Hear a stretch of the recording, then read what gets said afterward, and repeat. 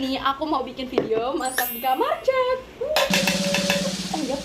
Lupa guys, ini tuh udah malam. Ngapain aku risik-risik kayak. Lihat guys, udah jam 9 lewat 5.06 atau udah jam 10. Dan aku lapar, jadi waktu kita masak di kamar guys. Jangan sampai ketahuan mamaku ya kalau aku masak di kamar.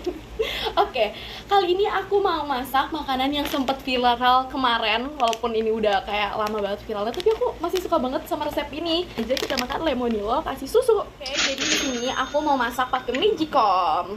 Kenapa nggak pakai kompor listrik? Karena aku nggak punya guys. Jadi ya udahlah ya, ada aja. Aku juga ini kebetulan tiba-tiba pengen masak di kamar gitu biar kayak Siska Kol KW. Oke, langsung aja kita tuangin susunya.